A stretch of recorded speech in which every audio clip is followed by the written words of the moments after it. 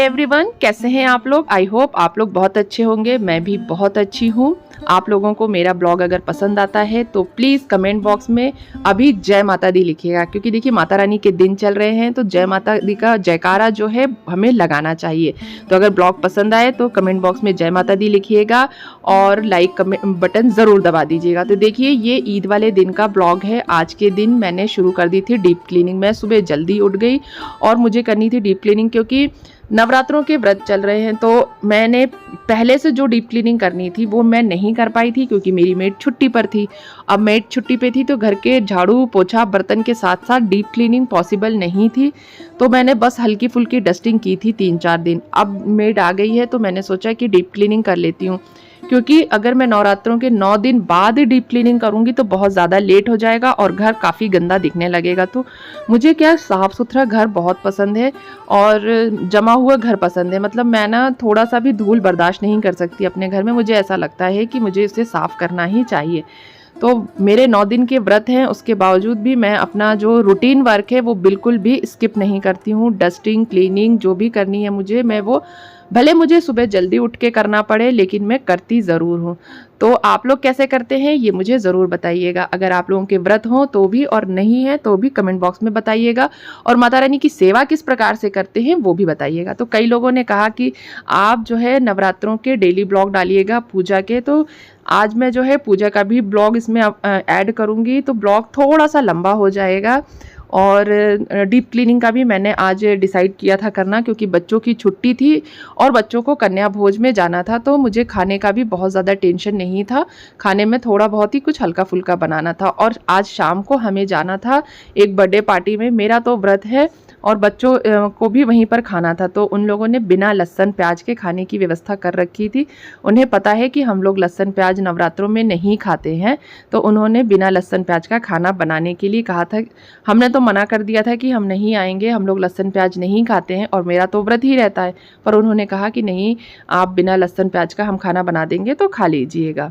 तो बस आज हमें जाना था वहाँ पर। तो मैंने सोचा कि सुबह का खाना बनाना है और वो भी बस थोड़ा सा ही खाना बनाना है, तो उसमें ज़्यादा टाइम लगने वाला नहीं था। तो मैंने निकाल लिया था डीप क्लीनिंग करने का काम, क्योंकि मेरी मेड जो है वो 9:30 तक आती है। तो 9:30 के बाद ही मैं पूजा स्टार्ट करती हूँ, क्योंकि मैं दुर्गा सप्तशती का पाठ करती हूँ और जो पाठ वगैरह करती हूँ उसमें लगता है मुझे बहुत ज़्यादा टाइम। तो मैं इसलिए जब वो झाड़ू कर लेती है, पोछा कर लेती है, उसके बाद पूजा स्टार्ट करती हूँ। अप्रॉक्स 10-10:30 पर मैं पूजा स्टार्ट करती हूँ और मुझे पूजा करते करते लगभग 12, 12:30 या फिर 1 भी बज जाते हैं। तो मैं पूजा जो है सभी कामों से निपटने के बाद ही करती हूँ। कई लोग हैं जो सुबह सुबह पूजा करना पसंद करते हैं। मुझे भी सुबह सुबह पूजा करना पसंद है, लेकिन ऐसा है ना कि मैं पूजा करने में काफ़ी टाइम लगाती हूँ। तो मुझे लगता है कि मैं घर के सारे काम निपटा के पूजा करूँ तो वो ज़्यादा बेटर रहता है, ताकि मुझे नीचे के कामों की टेंशन ना रहे और ऊपर मन लगा करके पूजा कर सकूँ। तो देखिए मैंने अच्छे से जो है हॉल की क्लीनिंग कर दी थी। बाकी चीज़ों की क्लीनिंग नहीं करी थी, सिर्फ सोफ़े अच्छे से साफ़ किए थे। और साथ ही मैं आ गई डाइनिंग रूम में। मैंने सोचा कि डाइनिंग का भी देख लूँ, डस्ट होगी तो क्लीन करूँगी, नहीं तो नहीं करूँगी, क्योंकि एक दिन पहले ही मैंने डाइनिंग को अच्छे से क्लीन किया था। सबसे ज़्यादा गंदा हो गया था मेरा किचन, क्योंकि संडे को मुझे किचन को डीप क्लीन करना होता है, डिश वॉश से क्लीन करना रहता है। पर संडे को मेरी मेड नहीं आई थी, तो जिसकी वजह से मैं कर नहीं पाई थी नवरात्रों के पहले। तो अब भले ही व्रत हैं लेकिन साफ़ सफाई का उतना ही मुझे क्रेज़ रहता है जितना नॉर्मल डेज़ में रहता है। व्रत रखने से मुझे ऐसा लगता है मेरा एनर्जी लेवल बिल्कुल भी डाउन नहीं होता है। हाँ, बस ये थोड़ा सा मेरा बीपी लो का प्रॉब्लम है, तो कभी कभी मुझे बीपी लो सा लगने लगता है। तो देखिए मैंने सोचा कि 9:30 तक मेरे पास टाइम है, तब तक मैं अच्छे से किचन क्लीन कर लूँगी और उसके बाद नहा धोकर पूजा करूँगी। तो आज मैंने डिश वॉश से किचन क्लीन करने का डिसीजन लिया था और मैं फटाफट से पूरे काम निपटा रही थी। और मैंने देखिए डिश वॉश लगाया कपड़े में और चढ़ गई ऊपर, क्योंकि ये एक्रेलिक का किचन है। तो ये इसमें ना छींटे जो हैं बहुत ज़्यादा जमते हैं ऑयल वाले। बाकी जो नीचे के कैबिन्स हैं वो तो बहुत इजीली साफ़ हो जाते हैं, पर ये जो 2 कैबिन हैं जो चिमनी के अगल बगल है और चिमनी के ऊपर जो एक्रेलिक शीट की वो पाइप गई हुई है, जो लगा हुआ है पल्ला, वो थोड़ा सा क्लीन करने में दिक्कत करता है। तो जितना ज़्यादा दिनों बाद मैं इसे क्लीन करूँगी उतना ज़्यादा तेल के छींटे इस पे जम जाते हैं और उतना ही गंदा हो जाता है। तो मैंने ये डिसाइड किया है कि मैं हफ्ते में एक बार ज़रूर इसे डिश वॉश से क्लीन कर लेती हूँ। तो ये बहुत ज़्यादा जब गंदा नहीं होता तो बहुत कम टाइम में साफ़ हो जाता है, यानी हाफ एन आवर्स में पूरा किचन क्लीन हो जाता है मेरा। और नीचे का तो क्या ही कहना, इतना ईजी क्लीन होता है नीचे। बस ऊपर की ये 2 पल्ले हैं जो इनको छोड़ दिया जाए, उसके अलावा मेरा किचन बहुत जल्दी क्लीन हो जाता है। नीचे तो बस एक हल्का सा गीला कपड़ा और एक सूखा कपड़ा मारती जाती हूँ और वो बिल्कुल साफ़ हो जाता है। तो एक्रेलिक का किचन अगर आपका है तो आप मुझे बताइएगा कि आप उसे कैसे मैनेज करते हैं। तो इसको मैनेज करना थोड़ा सा डिफ़िकल्ट रहता है कि आपको क्लीन हमेशा करते रहना है। आप ज़्यादा दिनों तक क्लीनिंग इसकी स्किप नहीं कर सकते।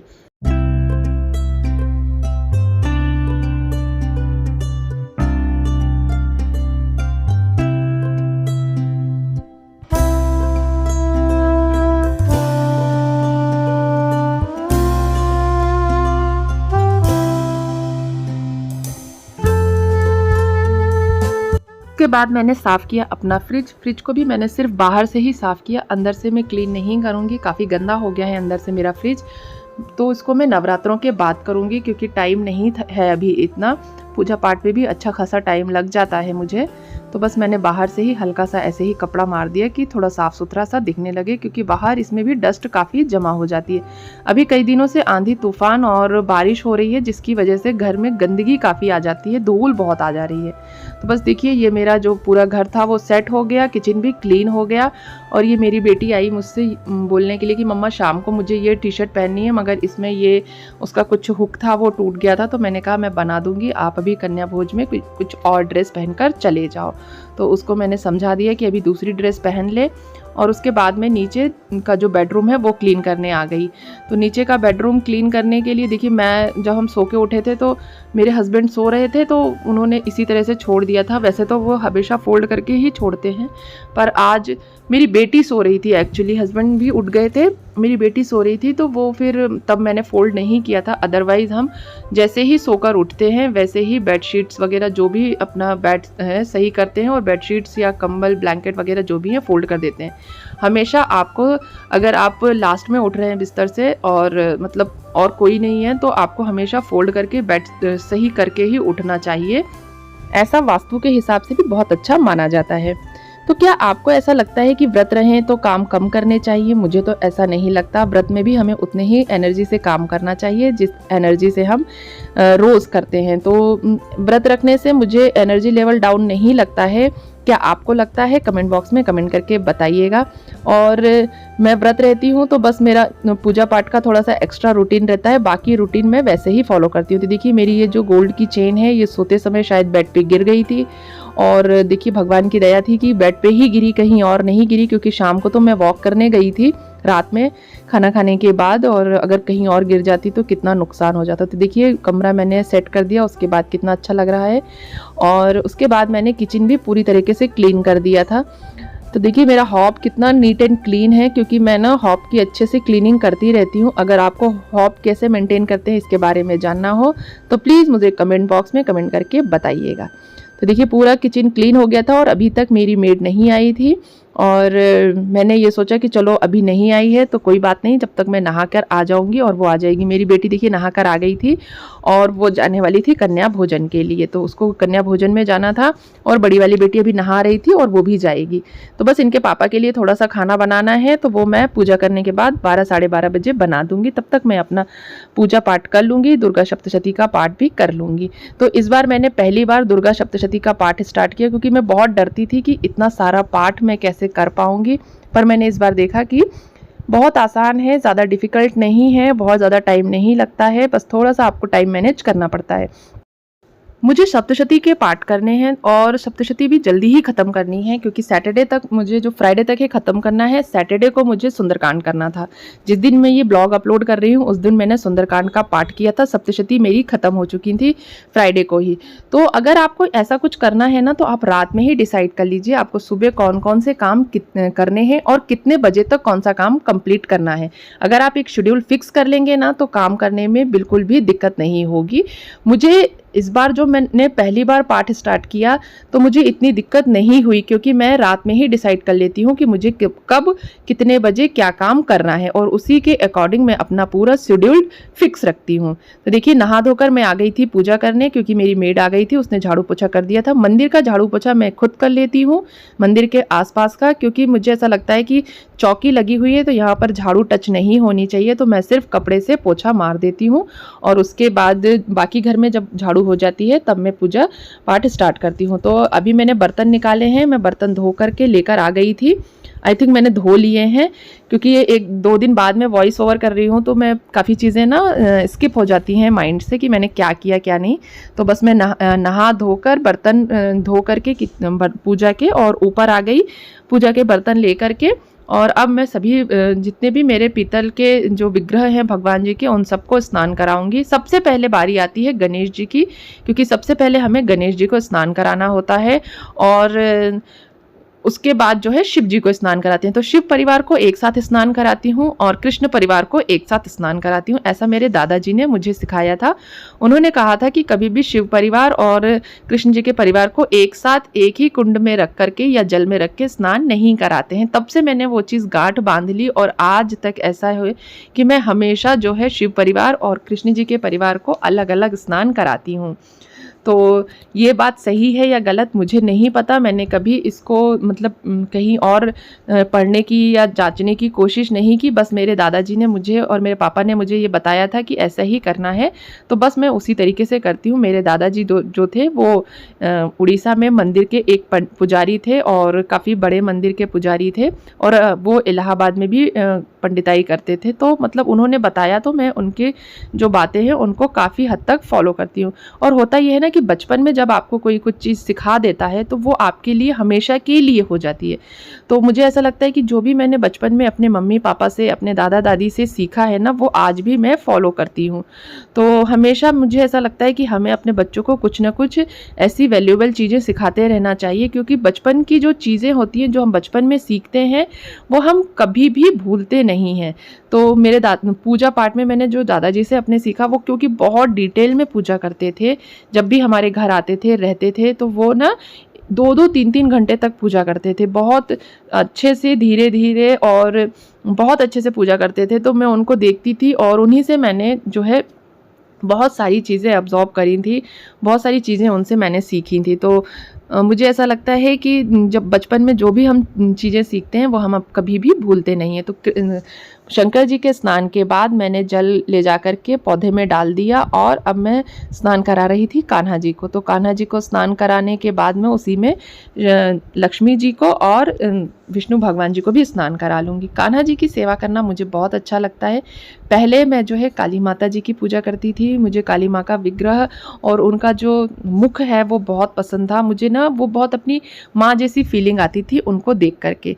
और मगर अब मैं ना कान्हा जी की सेवा करने लगी हूँ तो मेरा मन जो है कान्हा जी में भी बहुत लगने लगा है। और अब मैं मतलब मैं ये नहीं कह सकती कि मेरे इष्ट कौन है। पहले मेरी इष्ट माता मतलब काली माता थी और भोले बाबा थे। मैं कान्हा जी की उतनी सेवा नहीं करती थी जब छोटी थी। और नवरात्रों के व्रत जो है वो मैं काफ़ी समय से रह रही हूँ। आई थिंक शादी के बाद मैंने 2-3-4 साल छोड़ा था, क्योंकि दोनों बेटियां हुई थी। पहले बड़ी बेटी हुई, फिर छोटी बेटी हुई, तो तब उस टाइम पीरियड पे मैंने छोड़ दिया था। उसके पहले से मैं आई थिंक मैं 18 या 19 साल की थी, तब से मैंने जो है पूरे नवरात्रों के 9 दिनों के व्रत रखने स्टार्ट कर दिए थे। और आज मुझे शादी के बाद भी मुझे लगता है कम से कम 10-15 साल हो गए होंगे मुझे नवरात्रों के व्रत रहते हुए। 20 साल तो नहीं हुए होंगे, क्योंकि 15 से 18 साल हो गए होंगे। और जब तक हिम्मत है, जब तक ताकत है शरीर में, तब तक मैं ये व्रत रखना चाहती हूँ कि बस माता रानी मुझे इतनी शक्ति दें कि मैं उनके ये व्रत जो है हमेशा रखूँ।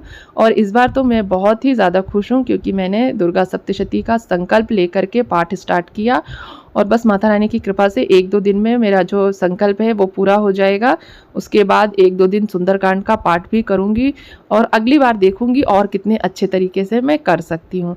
तो देखिए, समय का जो मैनेजमेंट है, कहेंगे हम, समय का प्रबंध ज़रूरी है। अगर आप टाइम मैनेज करके चलेंगे तो आप सब कुछ कर सकते हैं। कई लोगों का कहना होता है कि हमें इतना समय नहीं होता पूजा करने के लिए।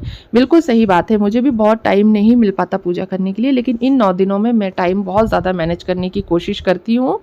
और जब हम टाइम मैनेज करके पूजा करते हैं ना, तो बहुत ही खुशी होती है। तो देखिए, भगवान जी को सबको स्नान करा दिया मैंने, और जो बड़े विग्रह हैं उनको स्नान नहीं कराते हैं डेली, तो सिर्फ उनको जल के छींटे दे करके मैं जो है भाव रूप से स्नान करा देती हूँ। और उनको मैं जो है रोली चंदन भी डेली नहीं लगाती हूँ, तो फूल में जो है रोली चंदन डुबा करके उनको समर्पित कर देती हूँ। तो इस तरीके से भी अगर आप पूजा करते हैं तो वो भी पूजा जो है अच्छी मानी जाती है, क्योंकि इन विग्रहों को, जो बड़े विग्रह हैं, उनको हम डेली स्नान नहीं करा सकते। मंदिरों में भी इसी प्रकार से होती है।